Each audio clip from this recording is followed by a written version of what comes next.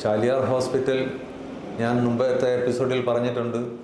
ഇത് ഒരു model hospital for the world ആയിട്ട് ഡെവലപ്പായിട്ട് ആക്കിയ ആശുപത്രിയാണ്.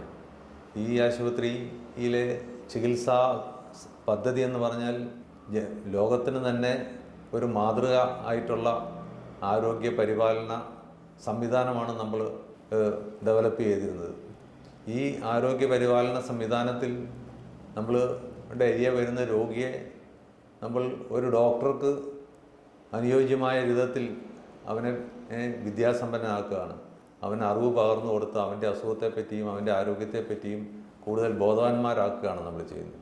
അതിൽ നിന്ന് നമ്മൾ വിവക്ഷിക്കുന്നത് എന്താണെന്ന് വെച്ച് കഴിഞ്ഞാൽ, രോഗം മാറ്റുക എന്ന് മാത്രമല്ല, രോഗം വരാതിരിക്കാൻ കൂടെ ശ്രദ്ധിക്കാൻ ജനങ്ങളെ ബോധവാന്മാരാക്കുക എന്നുള്ള ഒരു യജ്ഞമാണ്.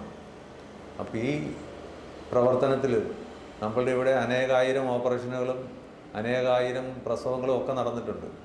ഇവിടുത്തെ റിസൾട്ട് വളരെ നല്ലതായിരുന്നു. രോഗികൾ മരിക്കാൻ ഇവിടെ വളരെ വിരളമായിട്ട് ഇടയായിട്ടുള്ളൂ. എന്നാൽ ഓപ്പറേഷൻ ചെയ്തിട്ടുള്ള ഒരു രോഗി ഇവിടെ മരിച്ചിട്ടില്ല. പ്രസവത്തോടനുബന്ധിച്ച് ഒരു രോഗിയും അമ്മയോ കുട്ടിയോ ഇവിടെ മരിച്ചിട്ടില്ല. അത്രയും നല്ല സേവനമാണ് നമ്മളിവിടെ ചെയ്തുകൊണ്ടിരുന്നത്.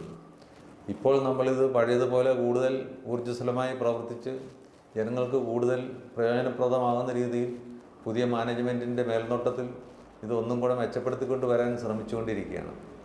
അപ്പോൾ ജനങ്ങളുടെ എല്ലാവരുടെയും സഹകരണം നമ്മൾ പ്രതീക്ഷിക്കുകയാണ്. ഇവിടെ വരുന്ന രോഗികളെ നമ്മൾ വളരെ സ്നേഹത്തോടും ബഹുമാനത്തോടും കൂടി പരിചരിക്കുകയും അവരുടെ എല്ലാ സമ്പൂർണ്ണമായ കാര്യങ്ങളിൽ നമ്മൾ ഗവേഷണം നടത്തുകയും പഠിക്കുകയും നിരീക്ഷിക്കുകയും ചെയ്ത് രോഗിയുടെ അസുഖങ്ങൾ പൂർണ്ണമായിട്ടും സുഖപ്പെടുത്തുന്ന വിധത്തിലും പിന്നീട് അസുഖം ബാധിക്കാത്ത വിധത്തിൽ രോഗിയെ പ്രാപ്തനാക്കുന്ന വിധത്തിലും നമ്മൾ ശ്രമിച്ചുകൊണ്ടിരിക്കുകയാണ്.